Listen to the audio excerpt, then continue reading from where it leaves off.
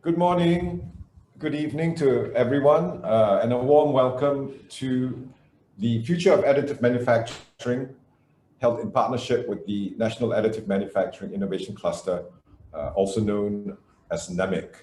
My name is Jue, and I'm the CEO of SGInnovate. It is my pleasure to open today's event alongside Dr. Ho Chao Sing, Managing Director of NAMIC. I'm not going to ply you with data on how important 3D printing is to the future of manufacturing, the environment, and the global economy, since I would be preaching to the converted. Instead, I'm just going to say a few words about what SGInnovate does and a few more words about NAMIC. SGInnovate is a government-owned early-stage deep tech VC, venture capitalist, and ecosystem developer. Our raison d'etre is to make concrete the potential of deep science and deep technologies for social and economic impact. We do this by bringing people together, by fostering collaborations, by raising awareness, by developing talent, and ultimately by investing in deep tech startups. We work closely with our partners, such as NAMIC, to organize events like today's because we see such conversations as important precursors to eventual action. And it is action where NAMIC comes in. Set up in 2016, NAMIC is one of the most successful collaboration platforms in Singapore. By providing co-funding support, it works with small companies to assess feasibility of AM adoption. It works with large companies to test bed prospective AM solutions. It brings small and large companies together on joint projects through its 3 hubs, strategically located at the Nanyang Technological University, the National University of Singapore, and the Singapore University of Technology and Design. The location of these hubs at these universities also brings cutting-edge research to the table, allowing it to be translated and deployed by our corporate partners. NAMIC also works with Enterprise Singapore and international bodies to develop and establish industry standards. In fact, it is a strategic partner of ASTM International's Additive Manufacturing Center of Excellence and hosts its inaugural presence in Singapore and Asia. All in all, NAMIC's programs have touched hundreds of companies since inception. Coming back to SGInnovate, we invest in areas in which we, as a government-owned entity, we believe require some jump-starting. We, over the next few years, advanced manufacturing, of which additive manufacturing is a central element, is going to be one of our new investment themes. SGInnovate always invests with a 3-pronged approach of community building, talent development, and financial investment. And we expect that NAMIC is going to be a key partner in the execution of our new investment strategy. I want to take this opportunity to thank Sam Onokuri from Johnson & Johnson, Dan Braley of Boeing, and Abhinav Singhal of ThyssenKrupp for joining us today and sharing your thoughts, your plans, and best practices with us. Suchi, my colleague from SGInnovate's investments team, is going to be moderating this session. Also, our deep appreciation to NAMIC, our co-organizer of today's event, for this valued partnership, and I look forward to more such joint collaborations between us. And now, please allow me to invite Dr. Ho Chao Sing, Managing Director of NAMIC, to say a few words. Chao Sing, please. Thank you, Jay. Thank you, Dr. Lim, for that wonderful opening. I've actually known Jay for several years. In fact, he's one of the co-founding for NAMIC itself. I'm glad to have you here to kick off this Future of Additive Manufacturing event. I'm just going to speak a few words before we start the expert panel session, just to lay the landscape. Additive manufacturing, in some ways, is experiencing renaissance as more companies begin to adopt technology solutions in-house. No longer solely a tool for rapid prototyping, the technology is finding a new lease of life in industrial and medical applications, showing its agility in powering rapid product development, as well as enabling short lead times for production. Most importantly, it will play a pivotal role in supporting sustainable development and manufacturing addressing some of the planetary scale crises that we're facing today, especially in climate change. New players offering innovative solutions continue to enter the market, and partnerships and acquisitions continue to proliferate as well. In this regard, this year, 2021, has started with a bang for the 3D printing industry. As most of you may have read, two of the unicorns in the sector, Markforged and Desktop 3D Metal, have both listed via a SPAC merger, as well as several other mergers such as Advanced Manufacturing Engineering Company, a public listed company, Proto Labs, acquiring Dutch-based 3D Hubs. As some of you may know, 3D Hubs is one of the pioneers in enabling online manufacturing platform offering on-demand access to its global network of manufacturing partners. I'm especially delighted that we have managed to secure three wonderful speakers today, Sam Onakuri from Johnson & Johnson, Dan Braley from Boeing Global Services, and Abhinav Singhal from ThyssenKrupp, to kick off this Future Additive Manufacturing series. I want to thank personally to SGInnovate, especially Jue, for agreeing to partner with us on this Future of Manufacturing series. Thanks to Suchi as well from SGInnovate for moderating this expert panel. I'd like to end by acknowledging and thanking the organizing team, Wei Min from SGInnovate and William from NAMIC, who have worked very hard in the past 2 months conceptualizing and putting this event series together. I hope all of you will enjoy this panel session. And with that, I'll hand it back over to you. Thank you, Dr. Ho, for that wonderful opening, and thank you, Jui, for the opening as well. And good morning, everyone, and good evening in some countries, I suppose. Warm welcome to this session that is a joint collaboration between NAMIC and SGInnovate, Future of Additive Manufacturing. If you're here for the wrong session, time to run right now. So my name is Suchitra, Suchi for short. Those of you that don't know me, I'm a director with SGInnovate's venture investments arm. Spent my career providing consulting, management consulting, commercial advisory, acquisitions, investments, corporate partnerships across pretty much Asia and Australia as well. So really excited to be moderating this session with such wonderful panelists today. In particular, we're going to be looking at deep technologies in the manufacturing industry that are that the industry is adopting, but as well as I'd love to hear about some game-changing innovations from our panelists.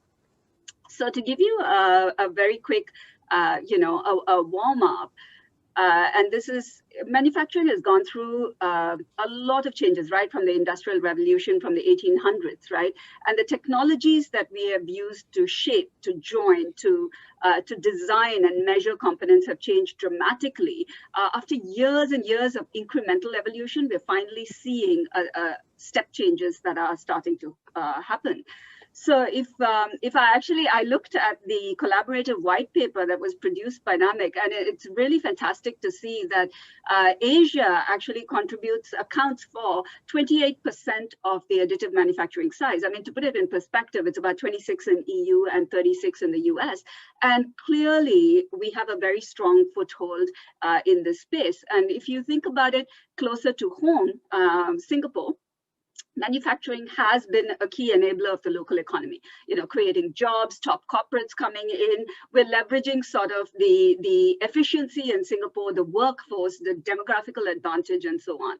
And additive manufacturing in particular is seen as something that is very critical for cross-industry disruption. So it's the availability of technology combined with that strong focus on manufacturing, along with, I think, the encouragement coming from both the government sector and the private sector on innovation and entrepreneurship that is making Singapore one of the leaders in adopting additive manufacturing solutions and executing on these solutions today.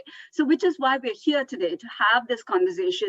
We have a very broad and diverse panel representing various industries. And so hopefully for the audience, you're going to get many different perspectives of the same queries. So before we begin, it would be great for our speakers to share a little bit about themselves, their work, and what additive manufacturing means to them. I'll just start with the order that you appear on my screen. So I'll start with Abhinav. Tell us a little bit about your company, your role, and how do you see additive manufacturing as a disruptive technology? Thank you, Suchi. That was a great setup for the discussion. So my name is Abhinav. I had strategy for Thyssen Group for the Asia Pacific region, and I was involved in setting up our AM business in the region. Before this, I was with McKinsey as an associate partner, so that's briefly about me. Regarding Thyssen Group, we have been working with additive manufacturing for the last 7 to 8 years now, since 2015. And our focus has been on using additive manufacturing for industrial sectors like cement, chemical, mining, and also maritime and automotive. So the focus is on applications of 3D printing. We are not a 3D printer or a manufacturer or let's say a software provider, but the end user, and how do we find use cases where additive manufacturing can help us make machines better, provide spare part to our customers, and understand this disruption which our business is facing. We've also set up our AM team in Singapore 2 years back in partnership with NAMIC and EDB. And here the focus has been on exploring maritime and transportation and automotive applications. So specifically in maritime, we're working with Wilhelmsen Ship Services as a strong partner. And there we are trying to create the whole ecosystem of providing additive manufacturing to anyone who is part of the maritime industry. So you can walk into an online platform and you can choose from a catalog of parts and order as a 3D printed version. You get a better lead time, you get a better choice of material, a lower cost, and this can be delivered to the nearest port with in a much more sustainable manner than what you have in the past. So this is where we are most excited about. How do we create an ecosystem of AM solutions for our customers, both in maritime sector and industrial sectors? And we have found Singapore to be a hub of this activity, and this is where we are running this business out of. Happy to share more, but that was a brief overview of what we have been up to with AM. Thank you, Abhinav. Sam, may I request you to share about your role, your company, and also don't forget the perspective of disruption in the context of additive manufacturing. Awesome. Thank you very much for the opportunity. Good morning to you and good evening to some of you. A happy International Women's Day today, Suchi. So, thank you. And on behalf of all the female audience, thank you. It's amazing to see, the innovation from all these spaces. So just quickly I've been with Johnson & Johnson for 25 years, and it's being a part of this innovation group in 3D printing, and we have a very strong partnership with Singapore for many years. Dr. Ho Chow Singh, various others, we have a lot of work happening in that space. I see that this 3D printing or additive manufacturing over the last decade or so has really transformed itself from a pure prototyping type of view to really enabling some amazing things in healthcare industry, specifically where the Johnson & Johnson plays in. The few areas, I think it definitely brings a value in cost, like you said, Abhinav, and also in speed to market, but also it can bring some amazing new designs which could not have been done before, right? Also bringing some unique personalization, whether it is a medical product or a medicine or a medical device. The personalization is one area this platform technologies can really bring a big value in. The other thing I see, at least in the healthcare space, is the 3D bioprinting space, right? I mean, we print right now metals and plastics, which are not alien to the human body, but think about days when you can print your own tissue, whether it's a cartilage, meniscus, or bone, using this technology and really making it holistic for your body. So those type of things are really getting enabled, and it's really expanding. And we see this technology from Johnson & Johnson perspective that it can really change the way we live, and also, in a very healthy manner, and change the trajectory of this human health moving forward. So, thank you, Sam. That's very inspiring. Dan, over to you. Hi, thank you for inviting me. Yeah, I'm Dan Braley. I am a Boeing Associate Technical Fellow in additive manufacturing, electromagnetic products, as well as composites. And so my initial the start of my career was actually in design and with composites and that sort of thing. And it's evolved over the last 17 years into really a leader in the additive manufacturing aerospace sustainment sector or area. Excuse me.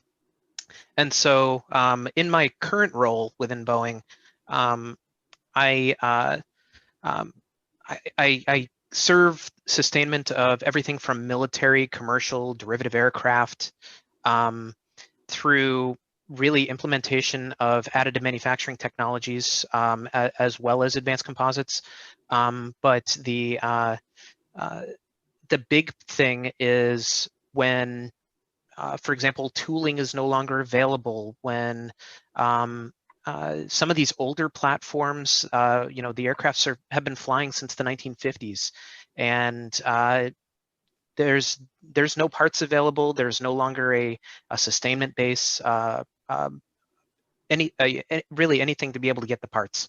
And so what do? We look at alternatives.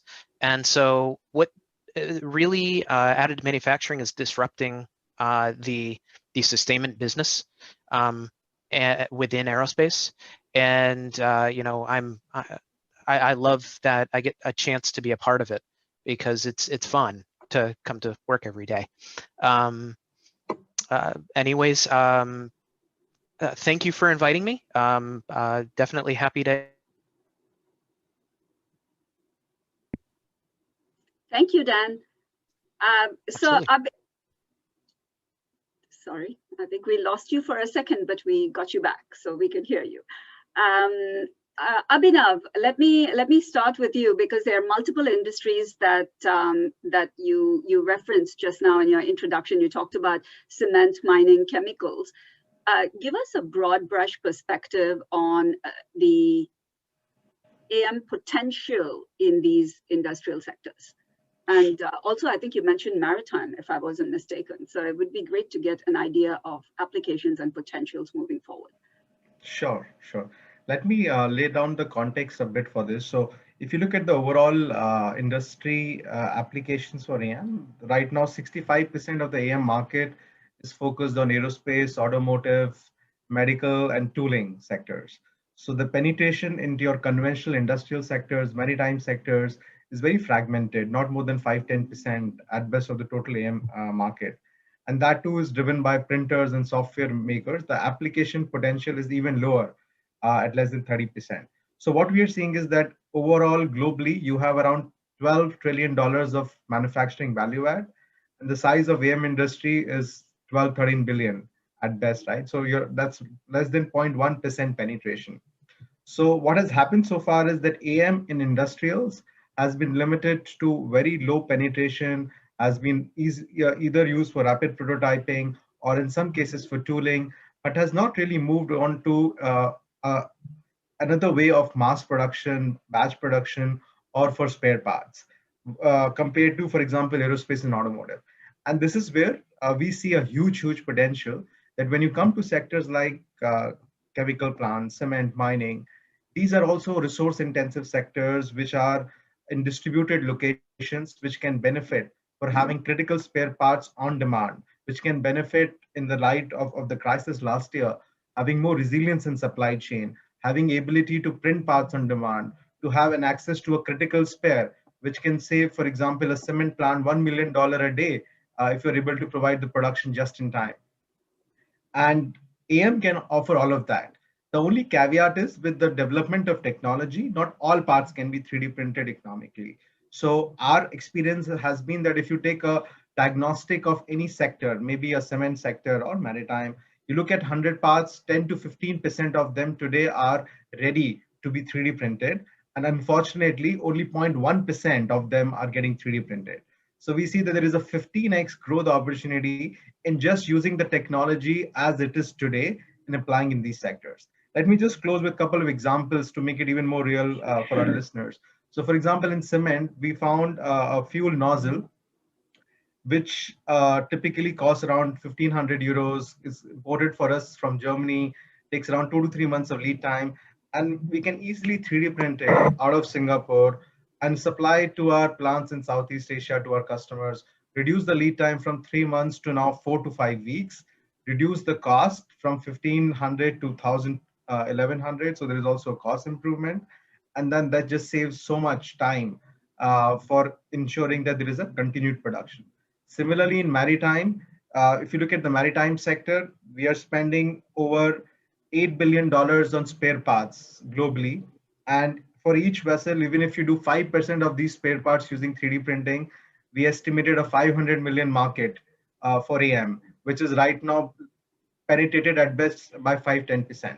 So I hope that gives some glimpses of opportunity, but net, it is only a matter of finding applications, finding value, and the technology is mature to create at least 15% parts in each of these sectors to be 3D printed.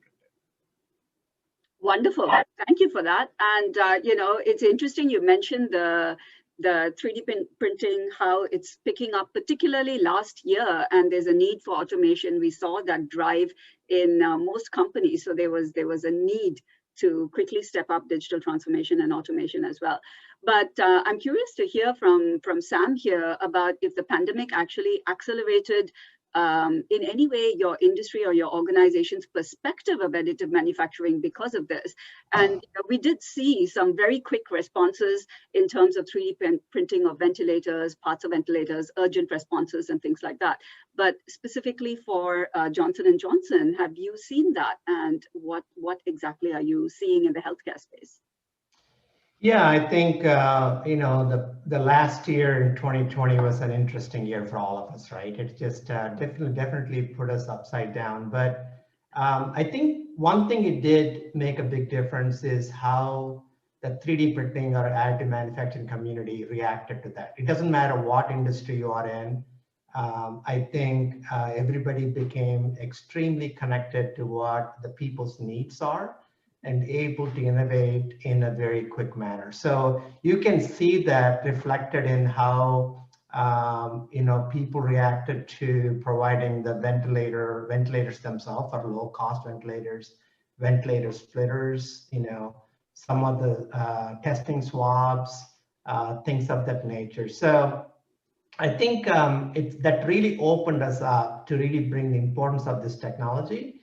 And also the speed at which we could do that. For example, typically a medical device takes probably a year and a half or so to really take it from a concept stage and all the way to bring it to the commercialization with all the, going through the entire quality system process. We were able to get one of the ventilator splitters from a concept to the customer within 10 days. So a lot of it is enabled by how we can convert multiple design concepts quickly, cycle through them, and also how 3D printing or additive manufacturing can quickly scale with our tooling and everything else, and able to print, production-like product direct to the customer. So very, very important.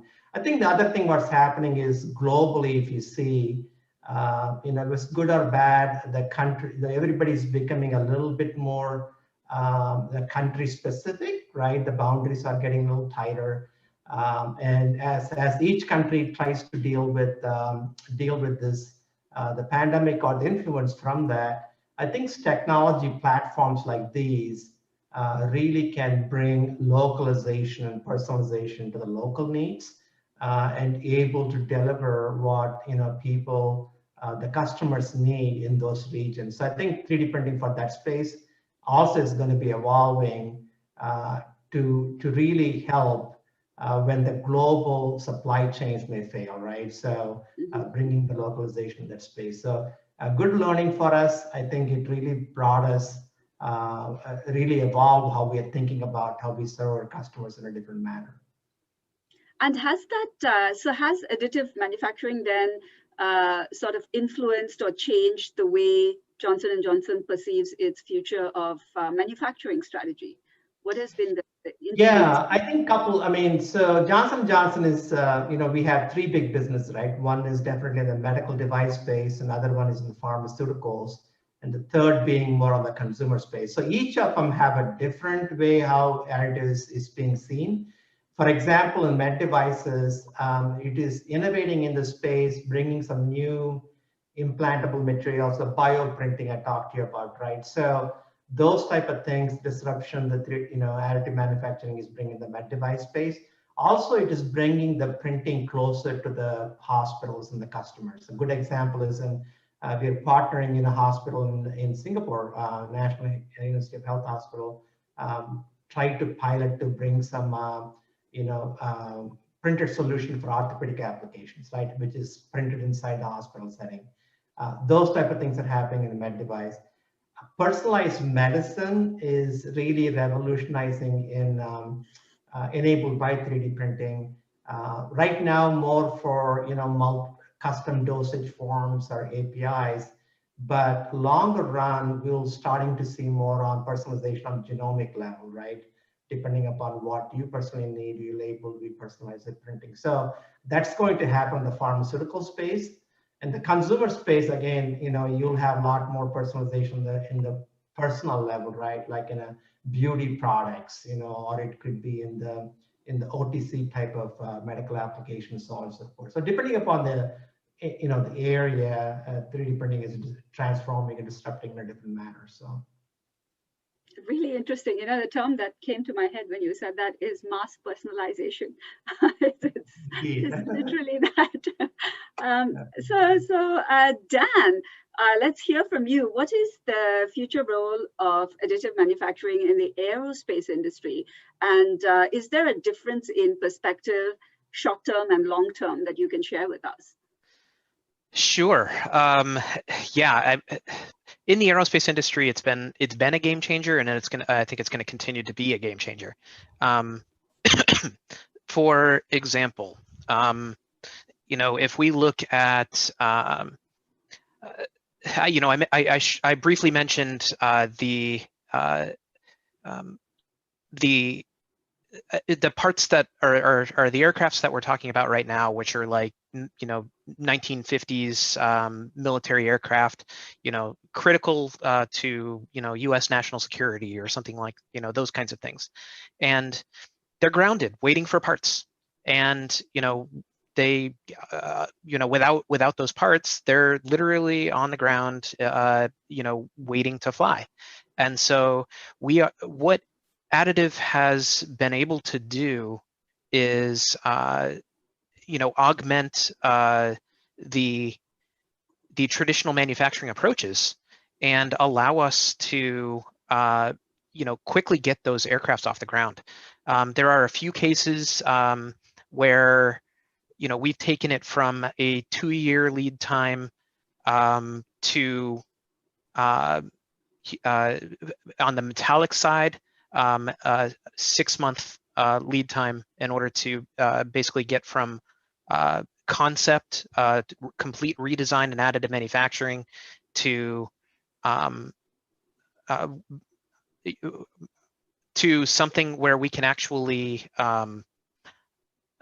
produce it in not only a timely manner, but also an economical fashion as well. And then also get through certification. I think one of the things we just heard about is from the medical side is also the certification that's required. If we're going to utilize anything like that, cert has been the hardest part. And how do we get past that? We're getting there, and so it has been a game changer in that perspective, where we've been able to already realize it on individual part levels.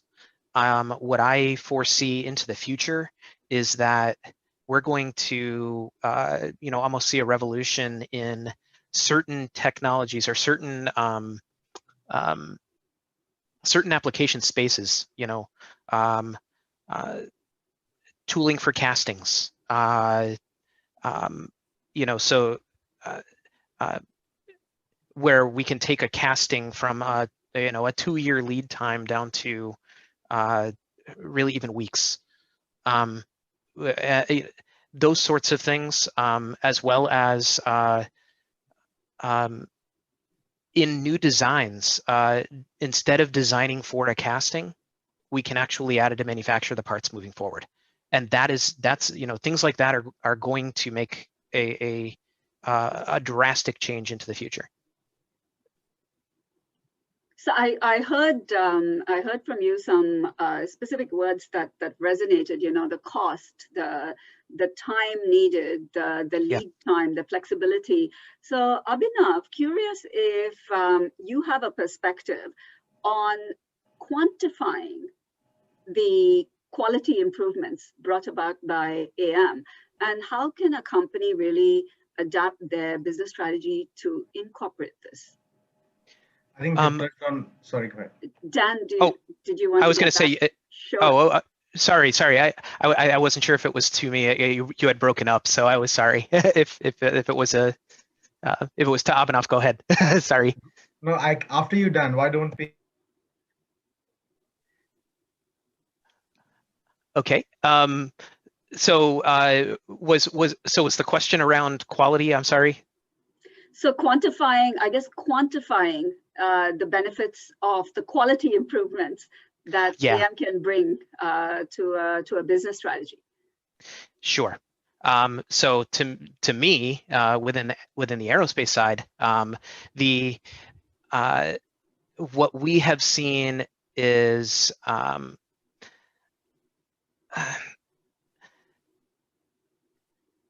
I guess when we look at you know, I'll go back to castings. So particularly in castings, what we've seen in quality is we've been able to significantly well, we've been able to add additional supports and you know, basically I'm trying to remember the word, the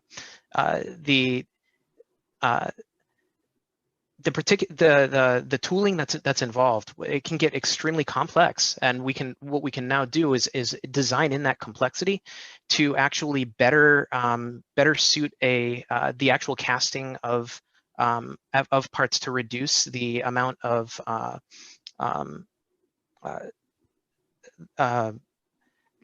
thermal distortion, cracking, things like that.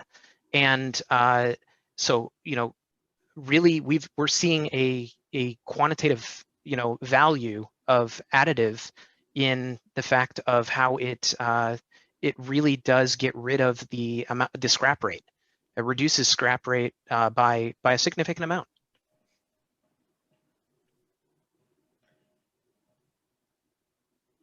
So maybe, Suchi, to continue from our perspective, in terms of quantification, I think that is one of the biggest bottleneck why AM adoption has been low in industrial sectors. Because historically, if you look at some of the examples from aerospace, automotive sectors, at least lightweighting of parts had a easy quantification in terms of fuel savings, and there was an easy business case which you can demonstrate on why you should invest in AM. But when it comes to industrial applications, you have to quantify, let's say, what is the reduction in lead time equivalent to, or what does sustainability of having lesser manufacturers or a better material, how does that translate into business outcome? And there is no straight one answer to that, Suchi, but our experience is that you do need to look at it at a more holistic element when you're trying to make that assessment. So there is a cost of making that part from a conventional process. There is a cost of making the part using additive manufacturing. Then there are some additional value which you can get either by lightweighting of the part or by reducing the lead time, which means that you can have a opportunity cost of production, which you might have lost out to, or you have, let's say, an alternative material which is cheaper, or you have a better design with improved performance, which means you have a higher lifetime. So you need to quantify that and then compare it with the additional risk you take in using AM, which in many cases is now also mitigated. And that is the real assessment, which tells you whether a part is ready for 3D printing or not. And our experience is that tech has been very good at that. So when you look at SaaS companies, they have dedicated teams on value engineering who are spending day and night just figuring out what does an AI solution quantify into a EBIT outcome for my company. And I think AM as an industry is way behind that. We have to learn to be a bit more commercial savvy and translate the value technology is bringing on an R&D and product teams into what it means for the business outcome, because that's when the adoption really picks up. So if that's the case, and I'm hearing different things from the different panelists, it's interesting because the corporates are adopting it, and yet there is a gap in adoption. What are the greatest challenges for corporates in adopting additive manufacturing and sort of paving that whole way for Industry 4.0? So maybe a quick answer from my perspective or from our experience has been the top three challenges has been: number one, lack of awareness of applications. So there is still a lot of biases and myths associated with technology. It's too expensive. It's for rapid prototyping. It can only work for a certain size and dimension of the parts. But people miss the fact that more than 90% of hearing aids, for example, are being made by additive manufacturing in the world today. People miss the fact that when you compare technology, AM is not one technology. It's actually a plethora of 15, 20, 50 technologies, and it can have powder bed fusion for small scale, but it can also have VAMS and DED for large scale parts. So I feel that lack of awareness of applications associated with AM is one big bottleneck. Second bottleneck, of course, is availability of talent, which is directly coupled with lack of awareness, because you have less qualified people both on technical side but also on commercial side on using AMs and large corporates. So typically you have the product teams, R&D teams who are looking into this.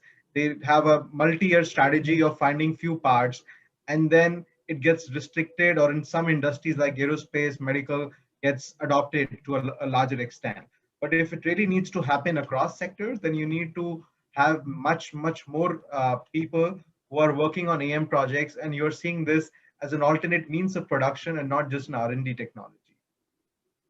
Interesting. It sounds like the corporates are focused on the 85% of parts that can't, as opposed to saying, let's not look at the end to end. Let's focus on the 15% that can, which was exactly what you said before. Yeah, but it is hard, because the minute somebody brings up ideas inside a large corporate, it's, oh, can we have the end to end? Can we print every single part? If the answer is no, oh, it's too much trouble, right? So yeah, that's interesting. So with Sam, can I round this out? And there's a lot of really interesting questions from the audience, which I'm going to get to after this. But Sam, could you round out for us what lies in the future for the production of new goods, new products, and new services and new businesses using this technology?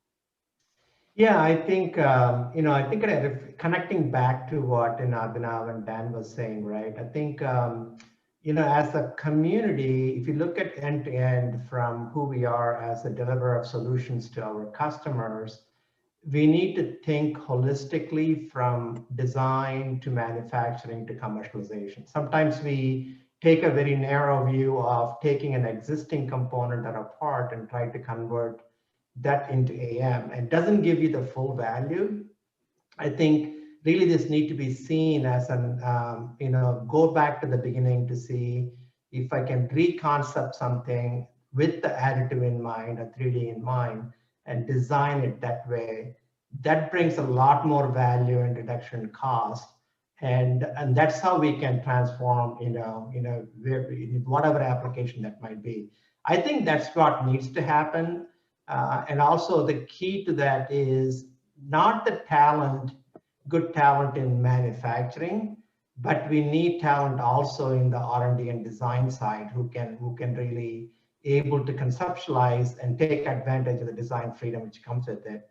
And also the commercial folks, right, who are on the other side of it, really be able to take advantage of this. So the gap needs to be done in an end-to-end manner and not just in the localized community manner. So that's what I would say, kind of adding on to that. So Was there another question you asked, Suchi, if I forgot No, that? there are a lot of questions in the Q&A panel that are directed at you. So I'm just getting to that in a minute, Sam.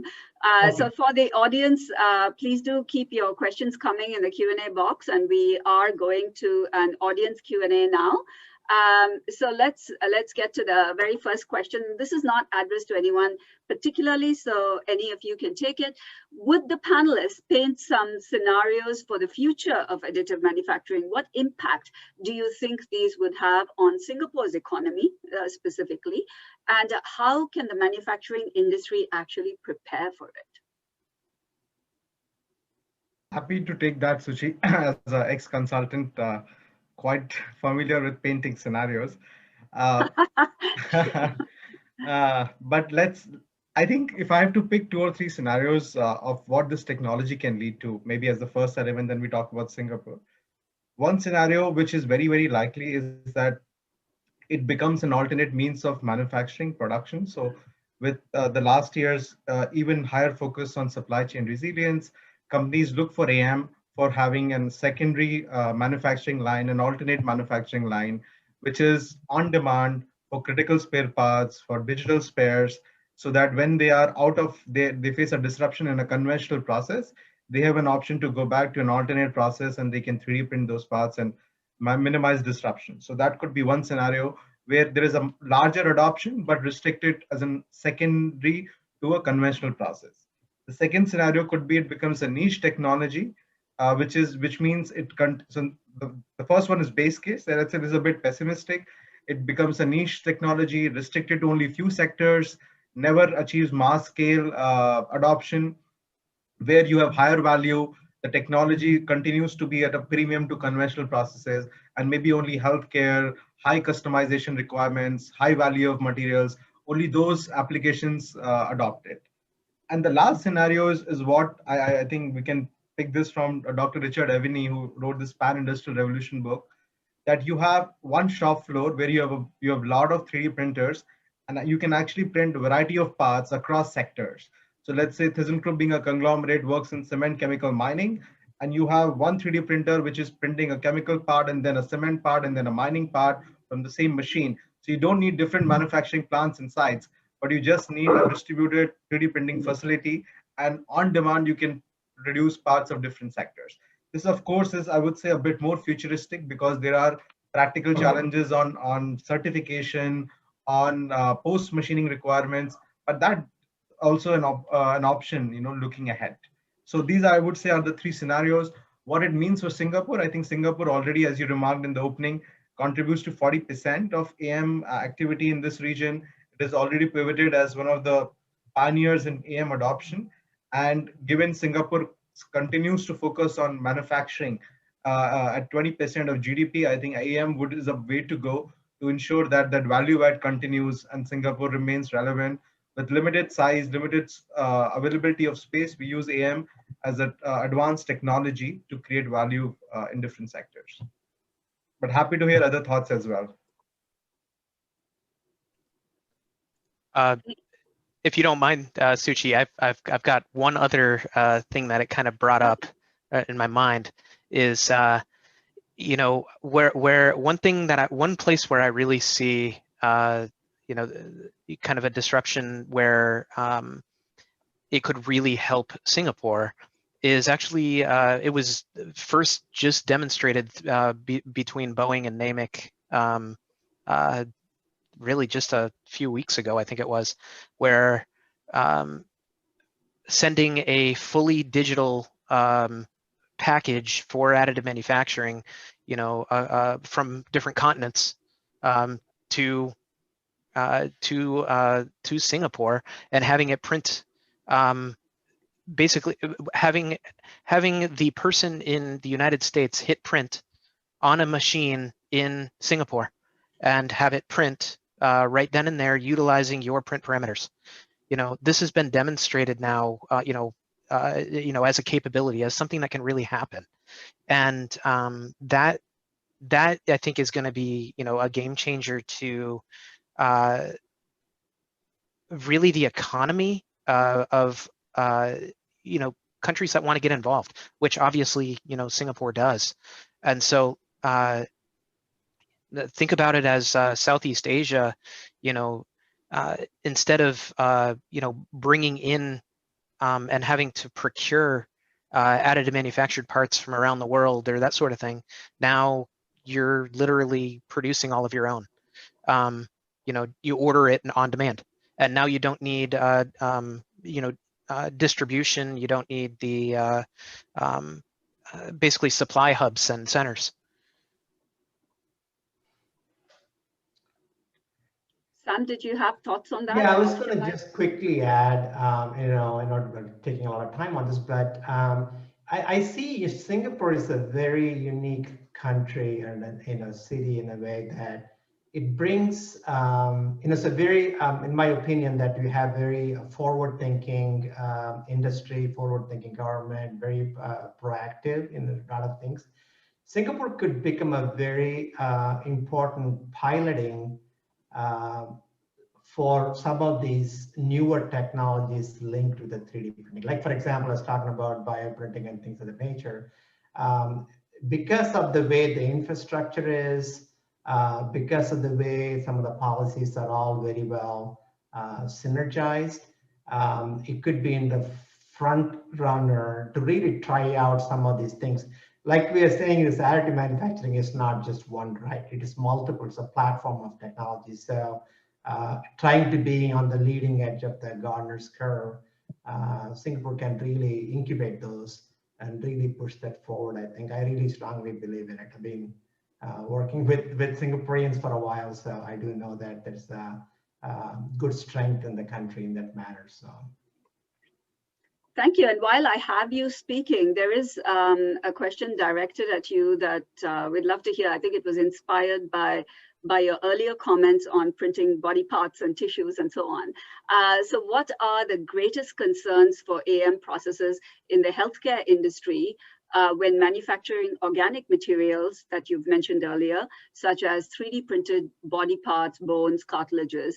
Is the certification one of the many concerns? And how many years do you think this technology of printing parts through AM processes come to pass?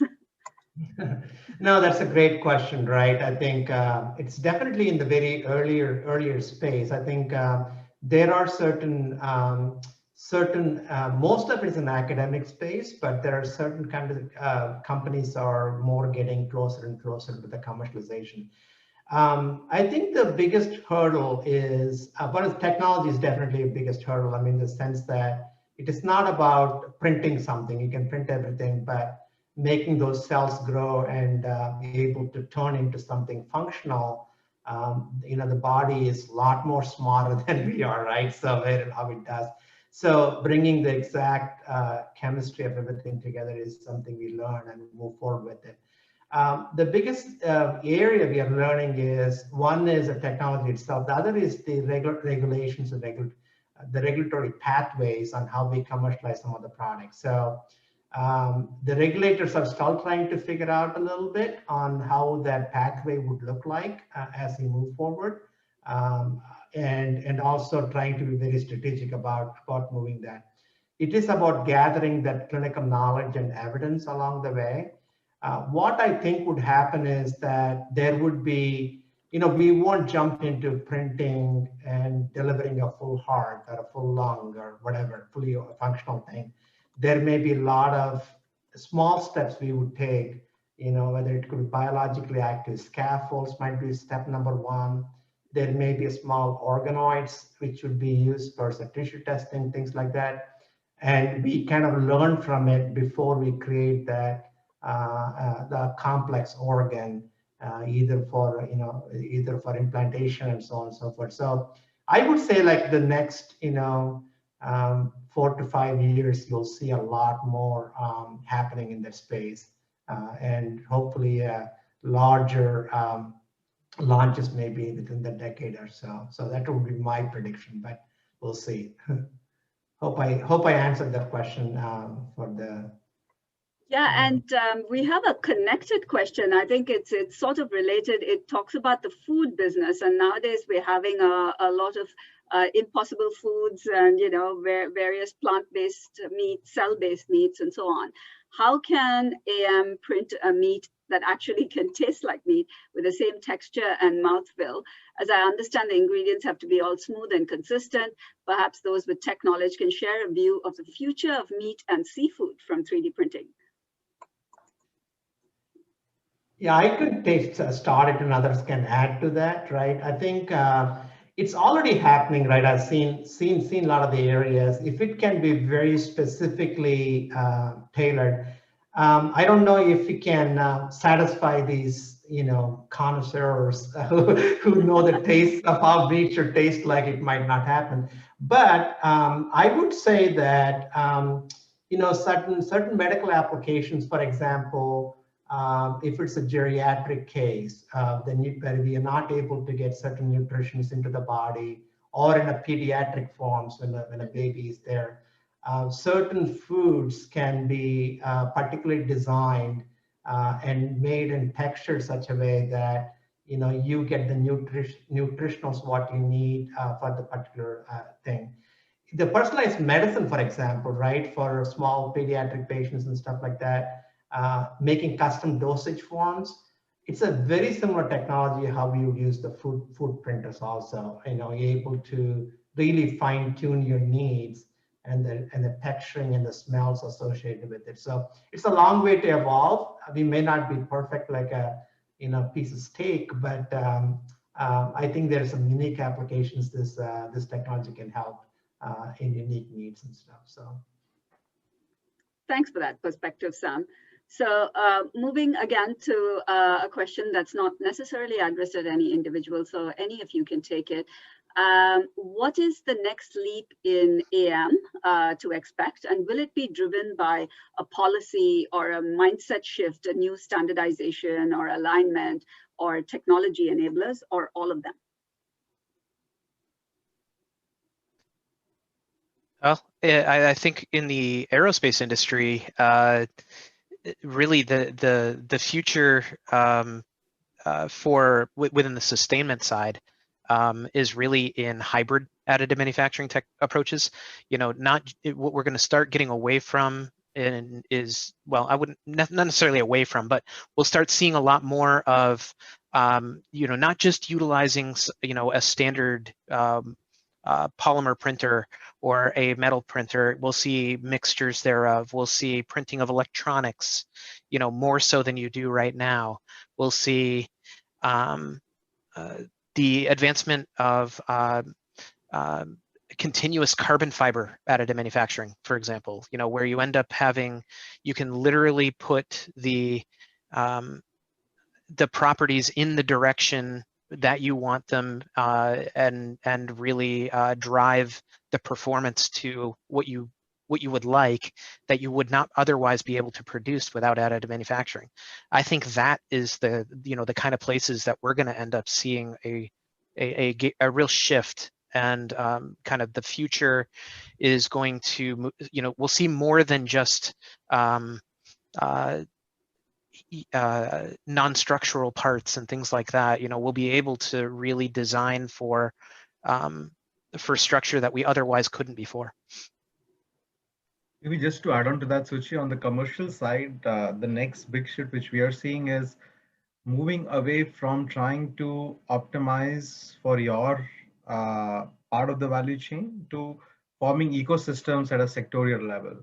I think that concept of forming an ecosystem is the next big shift which we see, at least from adoption perspective. To give you an example, in maritime, for example, we are trying to construct an ecosystem with Wilhelmsen where you have a network of print hubs which can print parts on demand. You have the certification agencies like DNVGL, Lloyd's Register, who can tell which parts needs to be class certified, which parts do not. You have material suppliers, you have vessel owners, you have OEMs, all coming together at the industry level, and then identifying how do we get to those 15% of those parts as quickly as possible, and how do we work together so that everybody can take a piece of the pie and help adoption of the technology.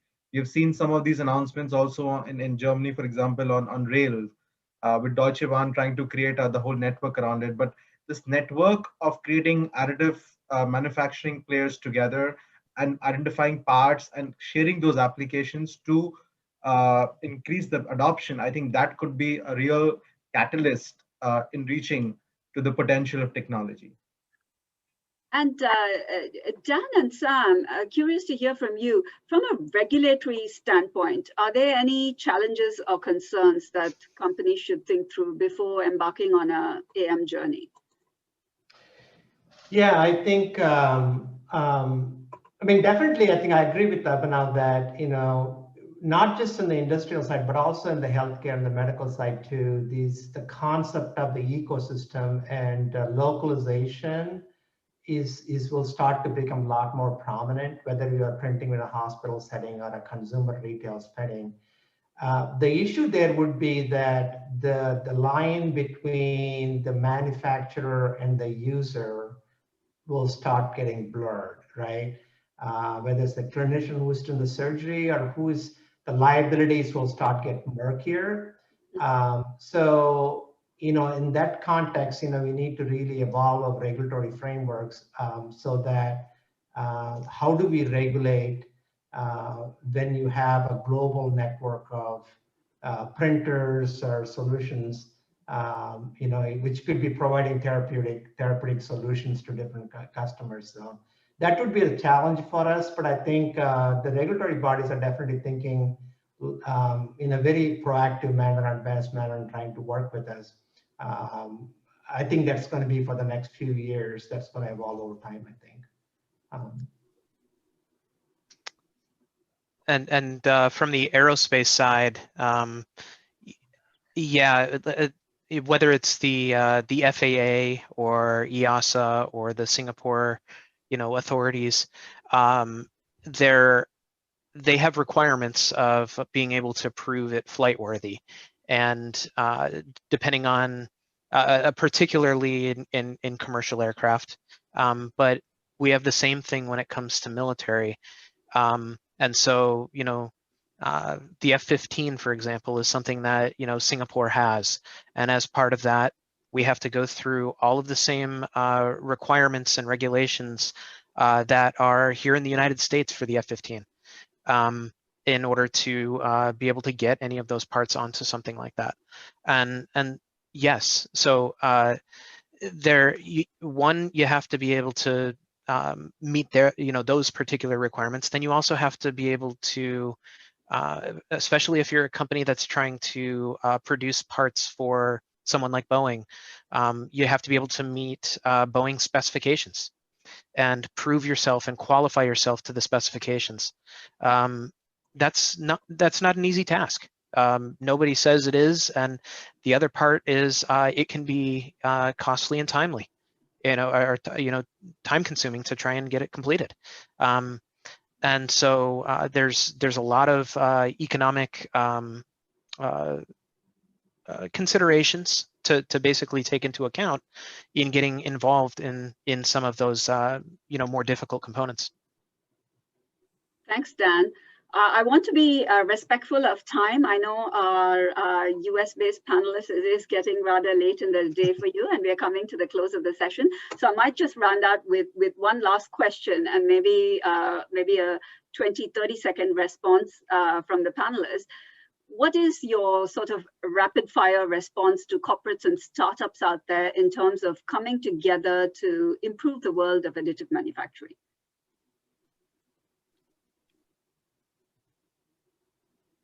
Focus on value. Go ahead. Sorry, just quick one. Focus on value and not just the technology expertise. Ultimately, it's about business adoption. So there has to be a business benefit with it. Yeah, sorry, go ahead, Dan. Oh, okay. Sorry, no problem. I would say don't lock yourself out. If I've seen it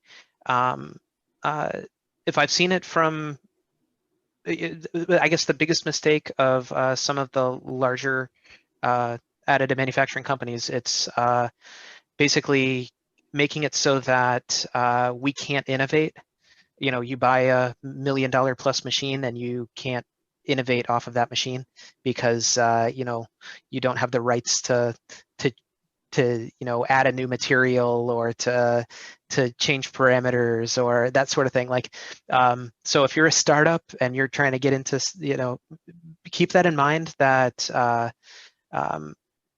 I think you'll see more benefit in allowing it to be more open, and it'll create a more open architecture for us to be able to work together. Thank you for that, Sam. Did you have a last comment as well? Yeah, quickly, I was going to say that I think it's, don't get enamored by the technology, right? I think we need to be really focused on who we are serving and what the needs are. And the amazing thing about 3D printing and additive technology is a platform of technology, right? It's a tool, and it can really be yielded in a wonderful way to bring the solutions to the customer needs are. So be focused on the customer. Oh, that's great advice. And Abhinav, you'll resonate with this because as consultants, we used to create more problems than we actually solve. So it's good to know that focus on a problem and then go solve it. So on that note, I'd like to say a couple of thank yous. Big thank you to our panelists. You've been amazing sports. I know it's morning and evening for some of you based overseas. So Abhinav, Sam, Dan, it's been an absolute pleasure to meet you virtually. Thank you as well to Jui and Dr. Hort for opening this session, also for the National Additive Manufacturing Innovation Cluster and the team at SGInnovate. Big thanks to get this organized. Wayman, shout out to you as always. And the audience, you've been wonderful, great questions, so keep them coming. And everyone have a great morning and evening and stay safe. Still a pandemic out there. Thank you. Thank you. Thank you.